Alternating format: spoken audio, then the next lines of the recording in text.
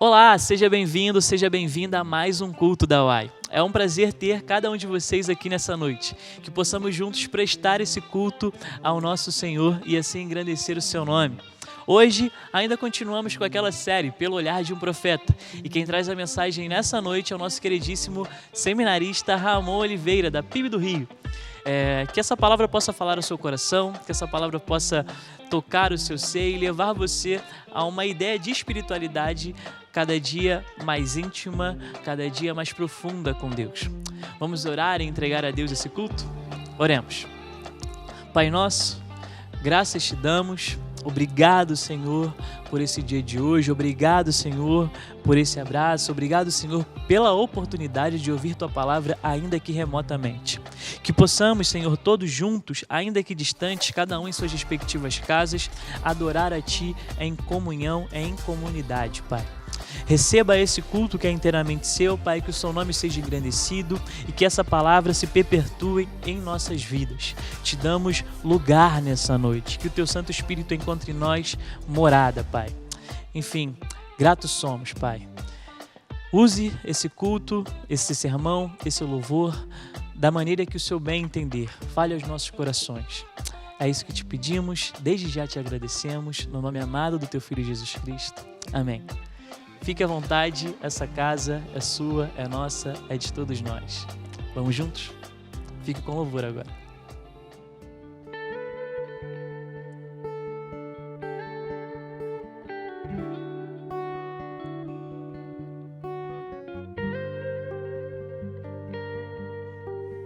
Eu tenho um Deus que não vai deixar essa luta me matar, o desespero me tomar.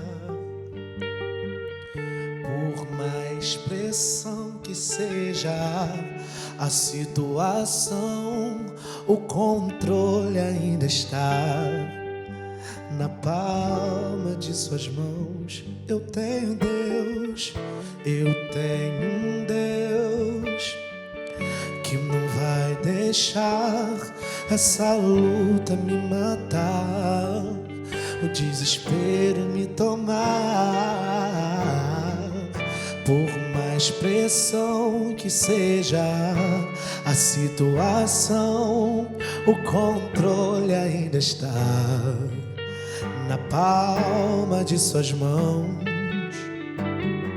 O choro dura uma noite, mas a alegria, ela vem pela manhã. Eu creio, eu creio.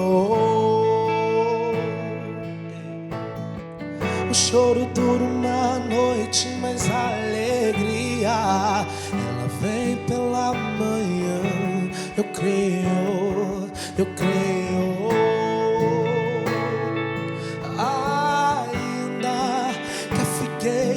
Não floresça, não haja fruto na vide e o produto da oliveira minta. Todavia eu me alegrarei, todavia eu me alegrarei, todavia eu me alegrarei. Oh, ainda que a figueira não floresça e não haja fruto na vide e o produto da oliveira minta, me alegrarei, me alegrarei, me alegrarei.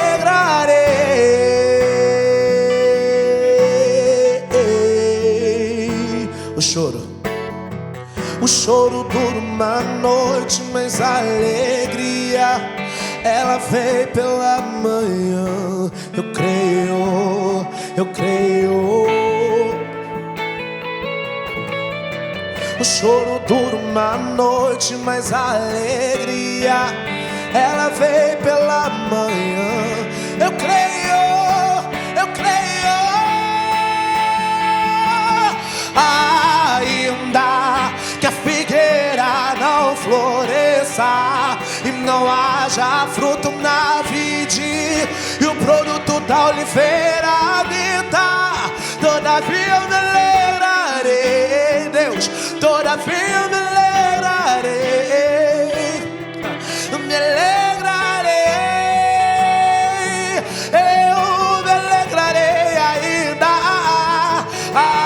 ainda que a figueira não floresça e não haja fruto na, oh, aleluia, e o produto da oliveira minta. Todavia eu me alegrarei, me alegrarei, me alegrarei, oh, Yeshua, Yeshua.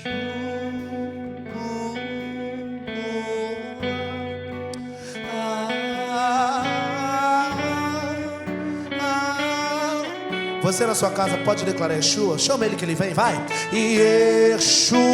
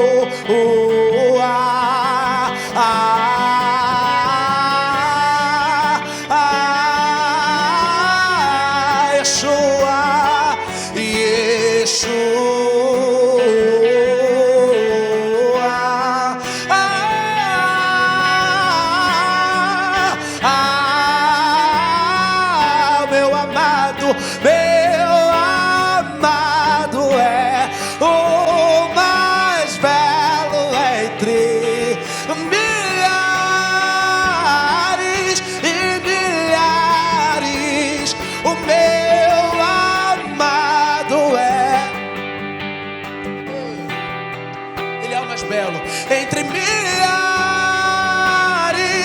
e milhares, o meu amado é. Declare na sua casa que ele é amado. Se não fosse a graça dele, se não fosse a presença dele, se não fosse o favor imerecido dele, se não fosse o sangue dele pelas nossas vidas, isso é a causa de nós não sermos consumidos. O nosso amado é o mais belo entre milhares e milhares,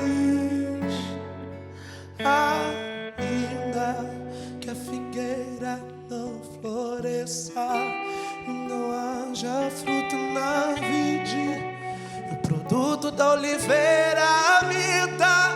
Todavia eu me alegrarei, me alegrarei, me alegrarei.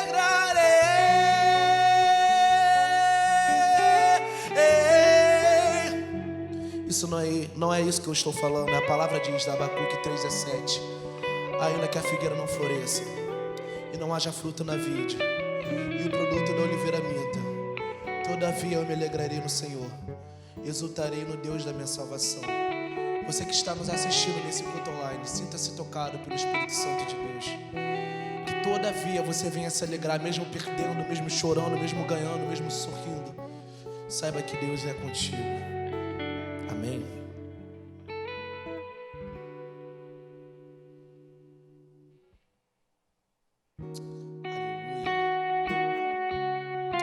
Muito obrigado, Deus, pelo teu sangue. Muito obrigado pelo teu favor merecido. Muito obrigado pela tua graça em nossas vidas. Se não fosse isso, Deus, nós não estaríamos vivos.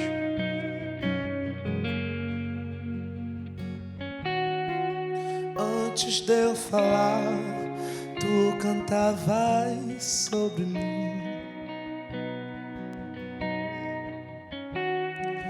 Tu tens sido tão, tão bom pra mim.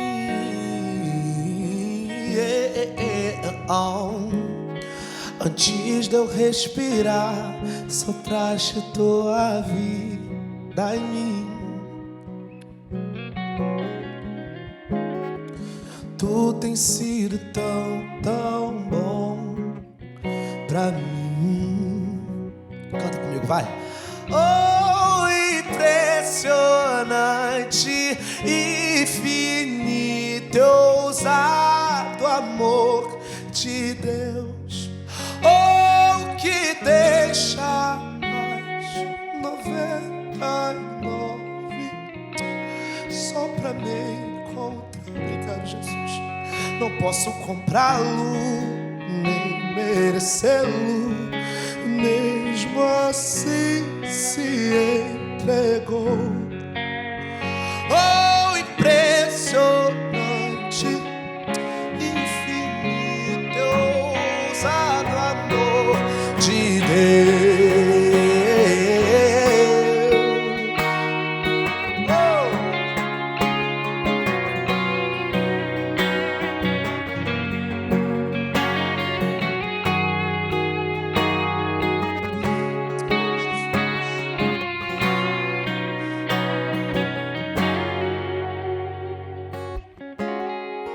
Inimigo eu fui, mas teu amor lutou.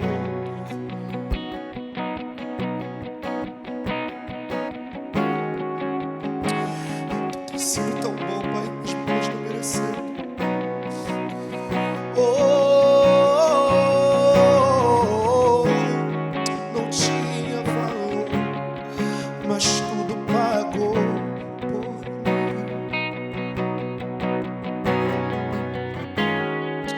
Tu tens sido tão, tão bom pra mim. Oh, impressionante, infinito, ousado amor de Deus. Oh, que deixas 99 só pra me encontrar. Não posso comprá-lo, nem merecê-lo, mesmo assim se entregou. Oh, impressionante, infinito, ousado amor de Deus.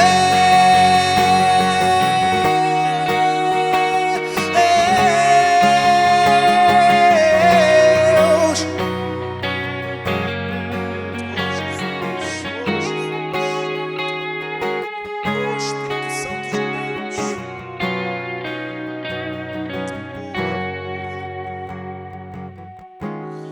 Traz luz para as sombras, escala as montanhas pra me encontrar.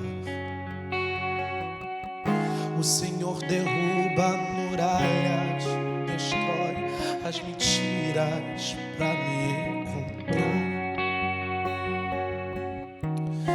Traz luz para as sombras, escala a montanha pra me encontrar.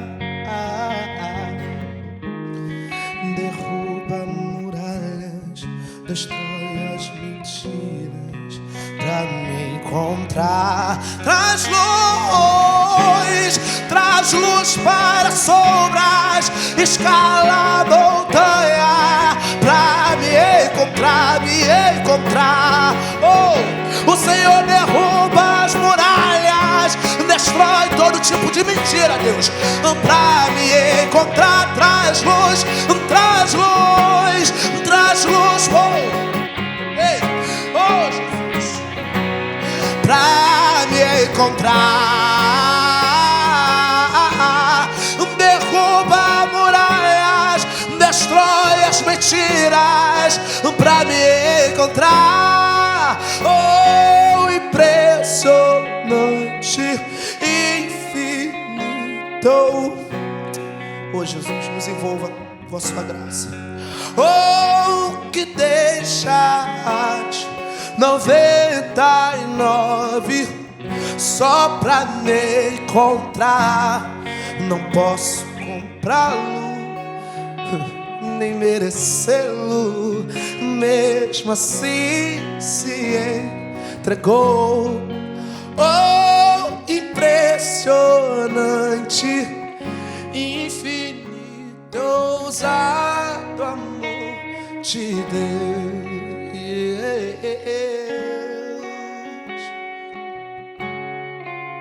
Deixa eu falar uma coisa pra você, rapidinho. Nos meus 17 para 18 anos, eu tentei tirar minha própria vida. Sim, Davi, você tentou tirar, sim.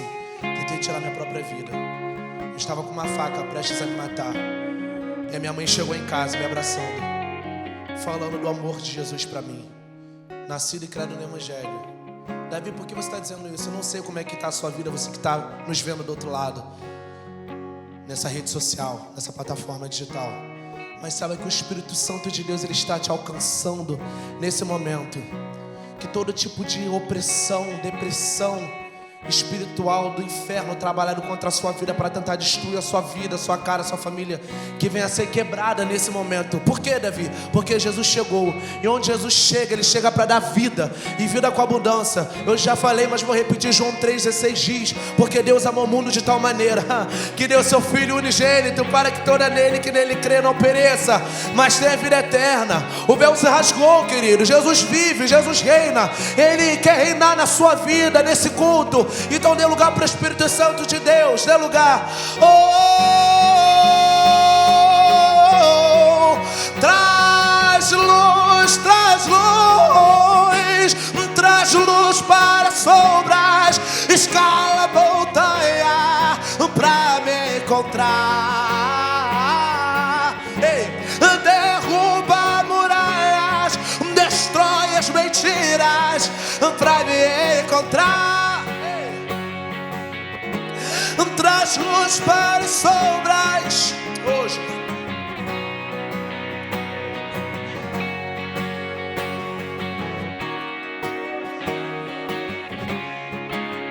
Jesus alcança vidas nesse momento, Deus. Alcança, alcança, alcança, alcança. Oh, impressionante, infinito, ousado amor de Deus. Oh, que deixa as 99 só pra me encontrar. Ele larga tudo pra te encontrar. Você não pode comprar nem merecê-lo. Mas sabe por quê? Mesmo assim, ele por você se entregou. Oh, impressionante, infinito, ousado amor de Deus. Que Deus te abençoe. Boa noite, eu me chamo Ramon Oliveira, sou ministro de jovens e adolescentes na primeira Igreja Batista do Rio de Janeiro, e hoje eu venho a convite do Mateus, esse pastorzão aí da galera, que me deu a seguinte missão: de trazer uma palavra que tem como título Pelo Olhar de um Profeta. Uma expressão curiosa, uma expressão muito bem pensada, por sinal, e que eu tenho certeza que muito tem a nos ensinar acerca dos momentos da vida que eu e você temos vivido nessa nossa juventude. Para início de conversa aqui, eu preciso definir o que eu quero dizer como profeta. Eu me lembro que domingo passado eu estava dando aula no EBD, lá para os meus adolescentes, justamente acerca do profetismo entre o povo de Israel.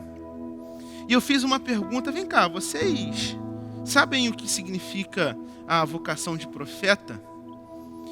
E um desses meus adolescentes levantou e disse: sei, o profeta é um vidente. Eu fiquei olhando para ele, eu falei: tá, claro, com certeza. Agora o profeta joga tarô, agora o profeta traz o seu amor em 3 dias, agora o profeta é vidente. Isso aí, é vidente, você está certíssimo. Que Deus tenha misericórdia do professor de EBD desse menino. Mas diferentemente daquilo que nós pensamos no senso comum, em nível de senso comum, profetas não são videntes. Profetas não são pessoas que têm uma mensagem acerca do futuro. Profetas não trazem recados do amanhã. A tarefa deles é muito mais complexa, é muito mais difícil, é muito mais constrangedora. Porque na realidade os profetas são aqueles que Deus usou ao longo da sua história para denunciar, corrigir e exortar a maldade do seu próprio povo. Até aqui, nessa série, vocês já ouviram mensagens pregadas pelo Mateus acerca do profeta Amós.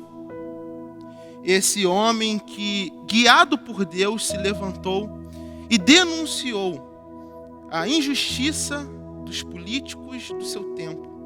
Esse homem que olhou para o povo de Israel e acusou a desigualdade social, a corrupção e a exploração do pobre praticada pelo povo de Deus.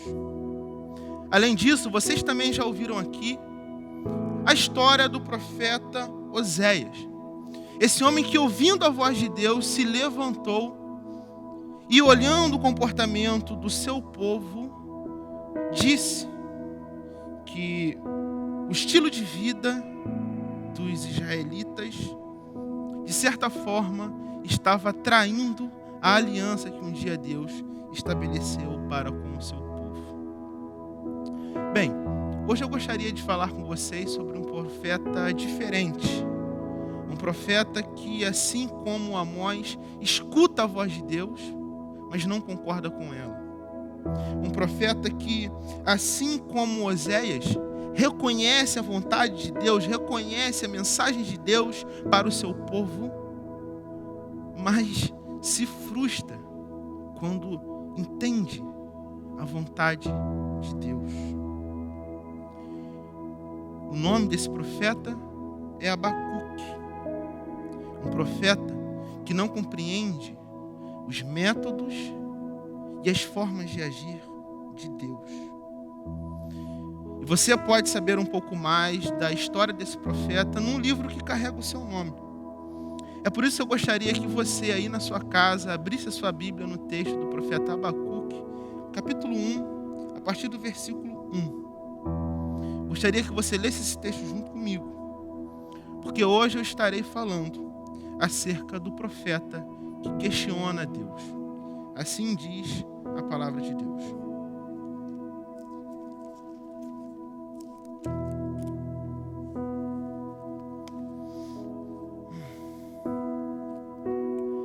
Eu quero ler o texto de Abacuque, capítulo 1, versículo 1. Assim diz a palavra.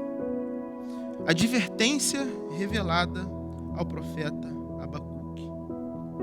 Até quando, Senhor, clamarei por socorro, sem que tu ouças? Até quando gritarei a ti violência, sem que tragas a salvação?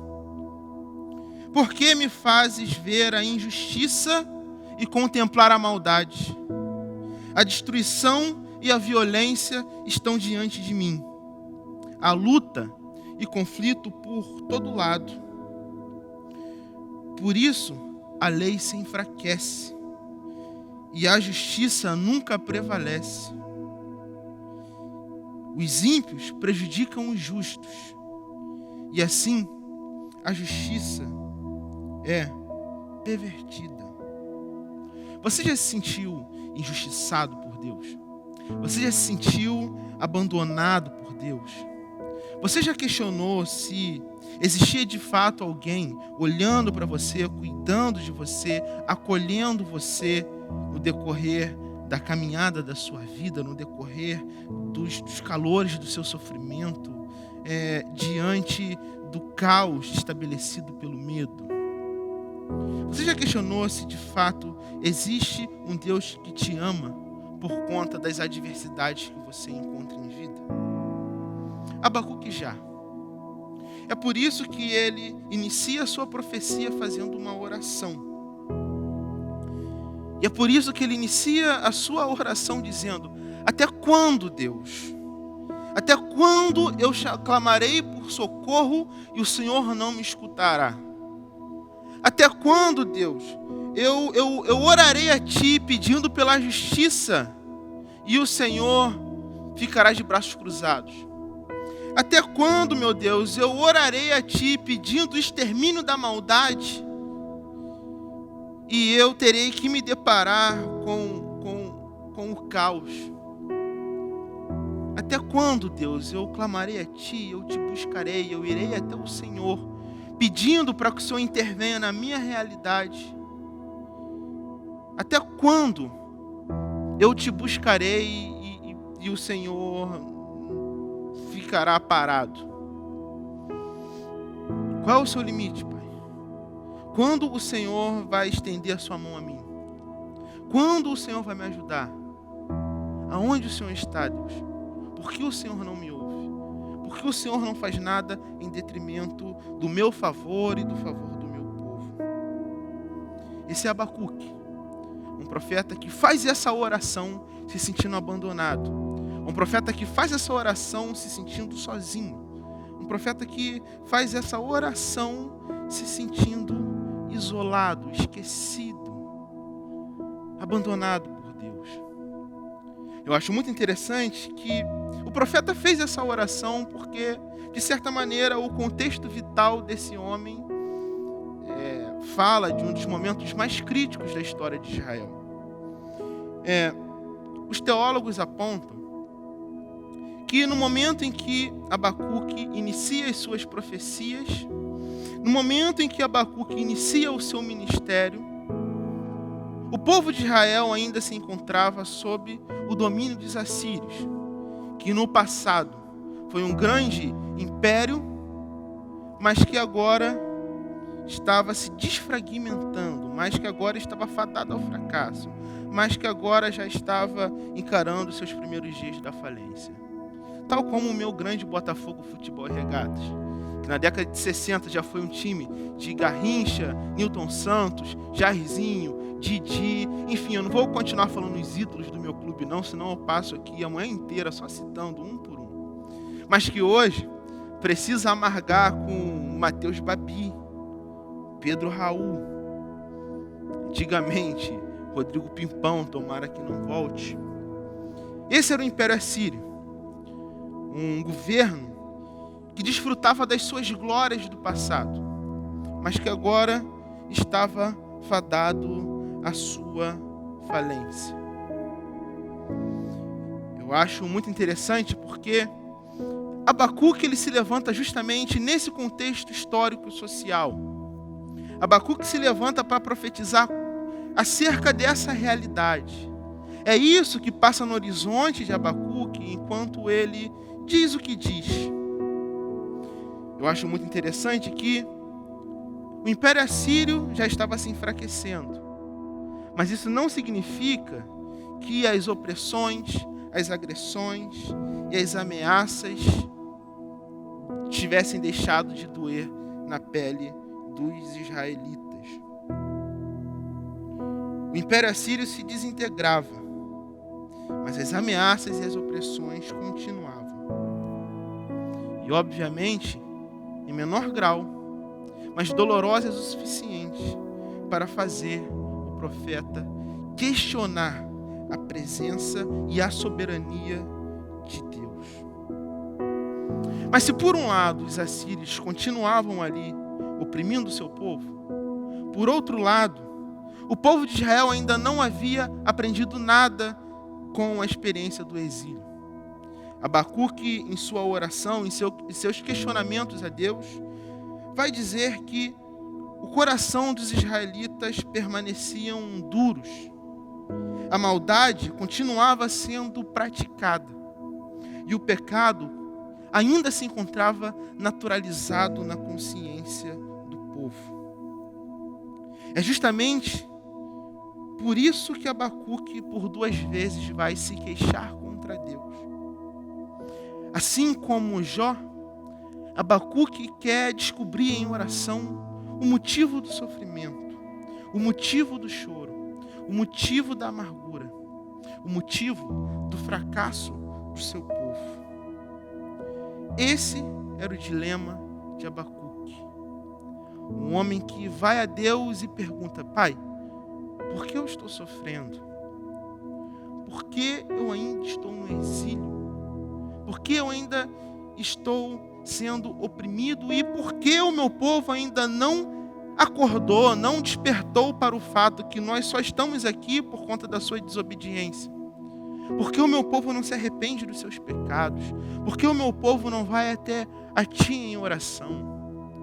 Por que o meu povo ainda não se desfragmentou na Sua presença? Por que esses corações ainda não se amoleceram?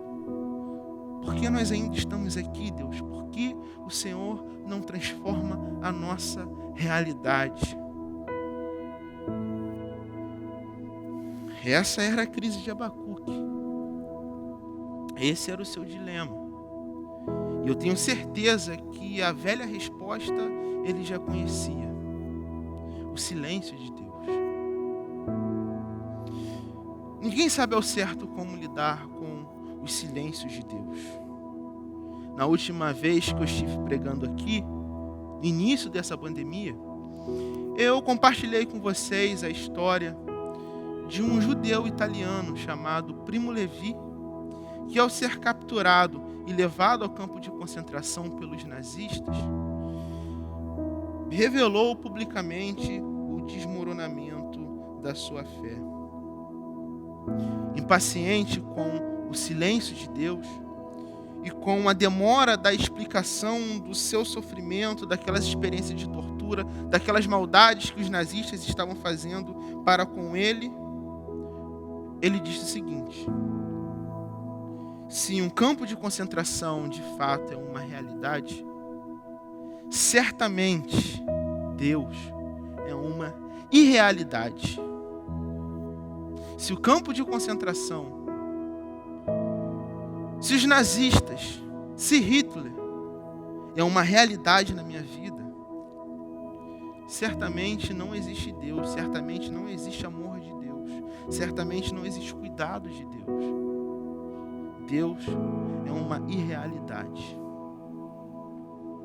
A partir dessa frase, obviamente, nós podemos entender que Primo Levi não soube direito como lidar com os silêncios de Deus. Talvez Primo Levi não conhecia a própria tradição rabínica, a própria explicação da tradição rabínica acerca dos silêncios de Deus. Eu acho muito interessante que os rabinos olhavam para o texto que se encontra em Gênesis 1:3 e diziam o seguinte: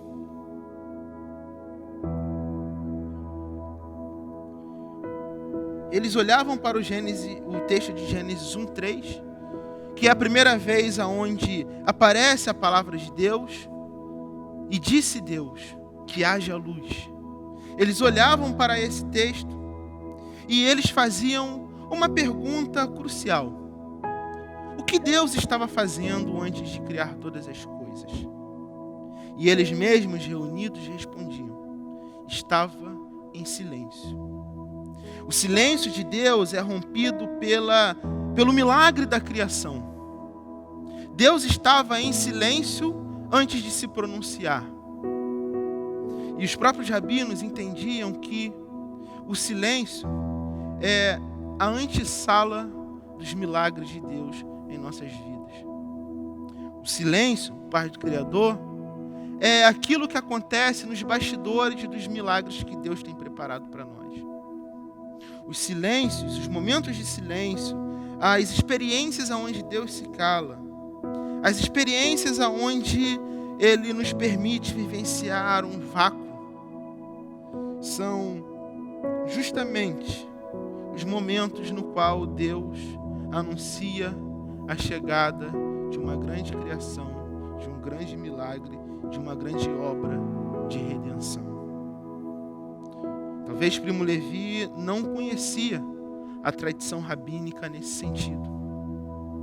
Os rabinos diziam que a experiência do silêncio antecede o milagre da criação. Deus se manteve em silêncio antes de criar o mundo. Todo o cosmos, toda criatura, todo fôlego de vida foi criado após Deus romper o silêncio. Eu acho muito interessante essa relação no decorrer das Escrituras. No período intertestamentário, a tradição cristã e judaica, sobretudo cristã, perdão por isso, a tradição cristã ocidental acredita que no período de 400 anos que se dá entre o Antigo e o Novo Testamento, Deus permaneceu em silêncio. É aquilo que os teólogos entendem como o silêncio profético. E esse silêncio foi rompido. Foi rompido com a chegada de Jesus. Foi rompido com a chegada do Cordeiro. Foi rompido com a chegada daquele que veio para redimir a minha e a sua vida. Quando Deus se coloca em silêncio, Ele já está anunciando que existe uma grande obra que está por vir. Deus rompeu o silêncio dizendo: haja luz na terra, haja luz na sua vida. Deus interrompeu o seu silêncio dizendo: haja Cristo na terra, haja Cristo na sua vida. Para os rabinos, o silêncio não pode ser associado ao abandono de Deus, mas sim como um anúncio que Deus está pronto para criar algo grande, algo maravilhoso, algo estrondoso na minha e na sua vida também. Contudo, Abacuque não experimenta a experiência do silêncio de Deus para sempre. O silêncio de Deus é rompido. E a partir do versículo 5, Deus responde às queixas de Abacuque. Deus traz respostas a partir da sua própria boca. E o que eu acho muito interessante nesse texto é que Abacuque, além de ser o profeta que por toda a sua vida caminha ao lado do silêncio, quando escuta Deus falar, Abacuque fica transtornado. Abacuque, quando escuta os projetos de Deus para o povo de Israel, Abacuque se frustra. Abacuque, quando vê Deus finalmente chegando em direção a ele, estendendo a mão para ele, respondendo os seus questionamentos que ecoavam num vácuo de silêncio, Abacuque se frustra. Abacuque se transtorna. Abacuque se revolta. Abacuque ora a Deus, como nós lemos nesses versículos, pedindo a transformação, a justiça, a paz. Mas Deus responde trazendo a guerra. Abacuque ora pedindo um alívio. E Deus responde intensificando o seu sofrimento. Abacuque ora e orando pede por liberdade. E Deus responde, trazendo até ele e anunciando que os babilônicos estavam chegando. Um povo que era muito mais agressivo do que os assírios. Um povo que era muito mais maligno do que os assírios. Um povo que era muito mais opressor, sanguinário do que os assírios. Abacuque ora a Deus, e enquanto ora a Deus, Abacuque pede tempos de paz, pede alívio, pede liberdade. E Deus o responde, dizendo que o seu sofrimento iria se aprofundar, a sua realidade iria piorar, as suas angústias iriam ganhar dimensões ainda maiores do que já se existiam ali. E eu te pergunto hoje, o que você faria se estivesse no lugar de Abacuque? Qual seria a sua reação sentado na cadeira no qual Abacuque estava sentado? Como você se comportaria frente ao drama de Abacuque e diante da resposta que Abacuque ouviu? Abacuque pede liberdade e Deus dá a ele uma prisão ainda mais profunda da qual ele vivia enquanto orava. Aqui nós percebemos que Deus agiu de maneira estranha, de maneira enigmática e de maneira incompreensível. Mas Ele agiu. Mas Deus agiu. Deus não ficou parado, mas Deus agiu. Deus não ficou de braços cruzados, mas Ele agiu. Deus não ficou em silêncio eternamente. Deus agiu. Não agiu conforme aquilo que Abacuque esperava, mas agiu. Deus não age muitas vezes conforme nós esperamos que Ele venha agir, mas Deus age. E a palavra de Deus aqui em Abacuque nos ensina algo muito importante que eu queria muito que você guardasse no seu coração nessa noite. Deus não é refém das nossas expectativas. Deus não é refém dos nossos achismos. Deus não está a serviço dos nossos projetos pessoais. Deus age no seu tempo, da sua maneira e da sua forma própria, singular e específica de agir, que transcende todo o entendimento, no qual as nossas mentes e os nossos corações não conseguem acompanhar. Deus age na sua maneira, no seu tempo e conforme a sua vontade.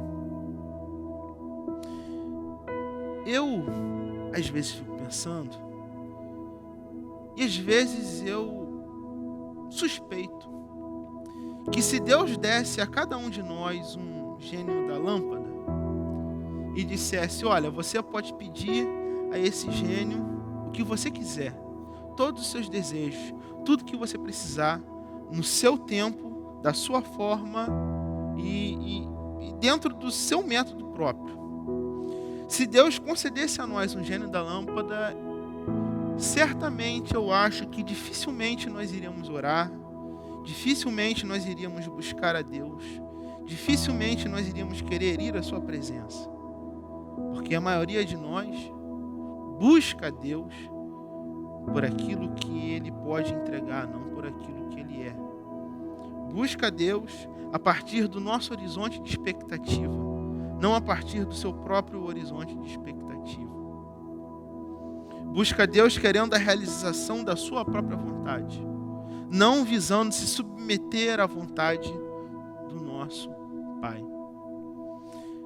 Existe um texto bíblico, se você abrir a sua Bíblia lá em Gênesis 32, você vai achá-lo, que desde criança eu sempre li e sempre fiquei muito curioso a respeito daquilo que estava escrito ali, que é o texto aonde Jacó está na beira de um rio, ele observa um anjo, ou a manifestação de Deus no Antigo Testamento, e observando essa figura transcendental, querendo ser abençoado, querendo a transformação da sua vida, querendo ter o seu nome mudado, querendo ter a sua história transformada, ele vai até esse ser, e a palavra de Deus vai dizer que ele luta com esse ser, que era um ser celestial.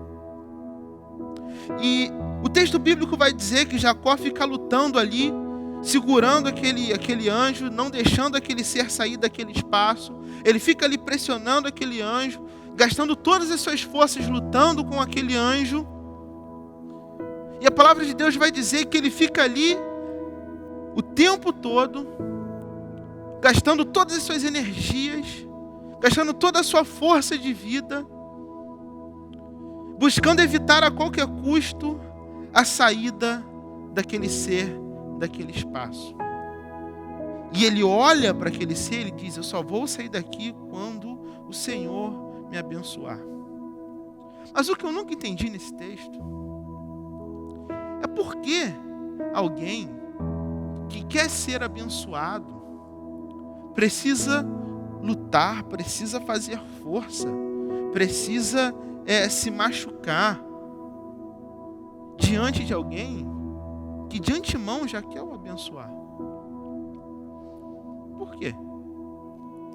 Uma das únicas respostas possíveis que eu penso para isso é que Deus não queria abençoar Jacó da forma de Jacó.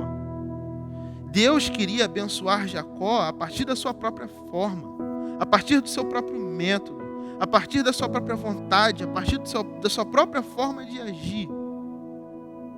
E é assim que Deus age na minha e na sua vida também. Deus, ele interrompe os momentos de silêncio, mas o seu falar, o seu agir, a sua manifestação não é refém das nossas próprias expectativas. Deus não é refém das suas próprias expectativas. Assim como Deus fez com Jacó, Ele quer te tocar no seu tempo, da sua forma e do seu jeito. E Ele quer transformar o seu nome. Ele quer transformar a sua identidade. Você, que antes era conhecido como enganador, como aquele que nasceu agarrando o pé do seu irmão, agora vai ser transformado em Israel, aquele que luta com Deus e prevalece, aquele que luta com Deus, aquele que é tocado por Deus, aquele que viu Deus face a face, aquele que se relacionou com Deus e por isso foi transformado. Essa é a obra que Deus quer fazer na sua vida. Deus quer transformar identidades, Deus quer transformar histórias, Deus quer trazer conversão, Deus quer transformar caráter. Mas tudo isso não ocorre dentro do nosso tempo. Os milagres de Deus ocorrem justamente no tempo de Deus. Hoje eu entendo que Jacó queria ser abençoado dentro das suas próprias expectativas. Todavia, Deus só abençoa dentro dos seus propósitos. Bem, depois de toda essa história, nós já vimos aqui que Abacuque foi o profeta que discordou da voz de Deus. Foi o profeta que se frustrou ao ouvir os projetos de Deus. E foi o profeta que não compreendeu os métodos de Deus. Pelo olhar de um profeta. É por isso que no olhar desse profeta existia a incompreensão, existia a frustração, existia a sensação de rejeição para com Deus. Existia uma raiva de Deus. Existia um sentimento de rancor com relação ao próprio Deus. Mas se por um lado esse profeta é um profeta humano, é um profeta que encarna em si as nossas experiências, por outro lado esse profeta também é alguém que nos ensina a lidar com os silêncios de Deus e com as frustrações que nós acumulamos acerca de Deus no decorrer da nossa história. Hoje, se você está se sentindo ressentido com Deus porque Ele não transformou a história da sua família, a história da sua casa, as histórias que são escritas dentro do seu quarto, se hoje você está se sentindo abandonado por Deus porque a vida não flui para você, as coisas não acontecem da maneira que você esperava e na maneira no qual você se acha merecedor. Se hoje você está se sentindo abandonado por Deus porque em um passado recente ou um passado distante, Deus poderia ter estendido a sua mão ao seu favor, mas para você Ele não fez ou não fez da maneira no qual você esperava. Se hoje você tem se sentido nesse lugar, se hoje você tem sentado nessa cadeira de Abacuque, esse profeta, ele nos ensina duas coisas que nós precisamos ter em mente para lidar com as nossas frustrações acerca de Deus. Em um primeiro momento, esse profeta vai nos ensinar que a fé é aquilo que precisa nos nortear no decorrer das nossas existências. Esse profeta, no capítulo 2, no versículo 4, ele vai dizer uma frase que muito foi citada pelos homens do Novo Testamento, ele vai dizer que o justo viverá pela fé. E se você fazer uma leitura cuidadosa desse texto, você vai perceber que a fé que Abacuque cita aqui vem do hebraico emaná, que significa fidelidade. Para Abacuque, a fé é um sinônimo de fidelidade. Eu sei que no decorrer do Novo Testamento e na atualidade, nós entendemos fé a partir de outras conotações. Nós entendemos fé como uma ideia no mundo das ideias de Platão, no qual nós devemos ser fiéis. Nós entendemos fé como uma compreensão do mundo, nós entendemos fé como uma crença. Mas em Abacuque, no Antigo Testamento, fé é sinônimo de coerência. Fé é sinônimo de um estilo de vida prático que se acontece no chão da vida, no qual nós permanecemos fiel às propostas de Deus estabelecidas em sua palavra. Abacuque nos ensina em um primeiro momento que diante das frustrações, diante das crises, diante dos nossos momentos aonde nós nos sentimos abandonados por Deus, Abacuque nos ensina que a fé é o lugar onde nós precisamos exercitar a nossa vocação. O que ele vai falar aqui nesse texto, e que muito pode nos ajudar a sobreviver, a viver os desafios que a vida nos impõe, é que as nossas frustrações são campos férteis para nós plantarmos as sementes da nossa fé.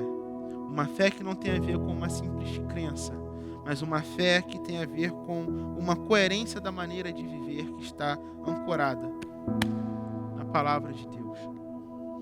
Em um segundo momento, eu também observo que Abacuque nos ensina que as nossas frustrações, as nossas não compreensões, essas nossas experiências de abandono, de revolta com Deus, são experiências no qual nós podemos nos sentir abraçados por Deus. Abacuque, o nome Abacuque no hebraico significa o abraço. Aquele que foi abraçado por Deus, aquele que foi acolhido por Deus, aquele que foi cuidado por Deus. Abacuque, mesmo se frustrando com Deus, ele permaneceu convicto no seu caminho, no seu chamado e na sua forma exata de viver. E por isso que ele recebeu um abraço de Deus. E é justamente por ter recebido um abraço, um consolo de Deus, que ele pôde ouvir, ou melhor, que ele pôde falar, uma das orações mais bonitas que nós observamos no Antigo Testamento. Abacuque diz o seguinte, no capítulo 3, no versículo 17. Ele vira para Deus e diz: Deus, o meu povo não anda no caminho que deveria andar. Deus, eu pedi por tempos de paz, o Senhor trouxe a guerra. Deus, eu pedi por justiça, o Senhor trouxe a injustiça. Eu pedi a libertação dos assírios, o Senhor trouxe os babilônicos. Eu pedi chuva, o Senhor trouxe a seca.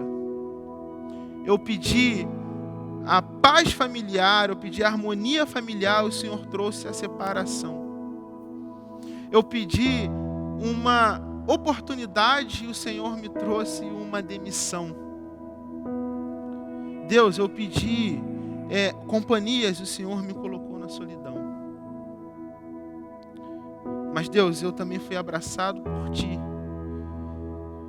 E é por isso que eu posso dizer que mesmo não florescendo a figueira, mesmo não havendo uvas na videira, mesmo falhando a safra de azeitonas, e não havendo produção de alimentos na lavoura, mesmo não existindo ovelhas no curral, nem bois nos estábulos, Assim, todavia, eu me exultarei no Senhor e me alegrarei no Deus da minha salvação. Abacuque viveu essa experiência mística onde ele não conseguiu se desviar da experiência do sofrimento. Mas vivendo a experiência do sofrimento, ele pode falar aquilo que Jó disse no capítulo 42. Antes, Deus, eu te ouvia de ouvir falar. Hoje, os meus olhos te veem. A minha oração é que você consiga discernir a vontade de Deus nos seus momentos de frustração. A minha oração é que você venha compreender que no decorrer desses processos da sua vida, Deus está olhando para você, Deus está cuidando de você e Deus está te abraçando. Eu espero que aqui na Igreja Batista Curuçá possam existir pessoas que permaneçam com uma fé inabalável diante dos sofrimentos de Deus. Pessoas que, assim como Noé, foram vistas como pessoas de fé em um tempo de maldade, de pecado, de corrupção. Pessoas que, assim como o próprio Abacuque, foram pessoas que não se deixaram afetar, foram pessoas que não deixaram a sua identidade ser transformada por conta das decepções que tinham para com Deus. Deus hoje quer te abraçar. Deus hoje quer cuidar de você e Deus hoje quer cuidar da sua frustração. Abacuque foi o profeta da fé. Exerça a sua fé. Abacuque foi o profeta que foi abraçado. Se hoje a sua família tem tomado caminhos de fracassos, se hoje a sua autoestima tem sido lançada por água abaixo, se hoje os seus relacionamentos estão se desfragmentando, saiba que Deus está aqui para te abraçar. Saiba que essas experiências são experiências onde nós podemos exercer a nossa fé. E uma vez exercendo a nossa fé, nós contamos com o abraço de Deus. Abacuque foi o profeta que se frustrou. Abacuque foi o profeta que se sentiu abandonado. Abacuque foi o profeta que se sentiu sozinho. Se hoje você está nessa condição, saiba que ainda que as figueiras não floresçam, e ainda que as videiras não deem o seu fruto, ainda que no curral não haja vacas, ainda que a sua vida tome caminhos muito diferentes daquilo que você tinha como expectativas, ainda assim nós podemos nos alegrar em Deus, porque Deus não é refém das nossas expectativas. Nós que somos reféns dos propósitos de Deus, seja nos tempos de alegria, seja nos tempos de frustração. Deus está conosco, Ele quer te abraçar. Eu espero que Ele abençoe a sua vida nessa noite. Amém? Que Deus te abençoe.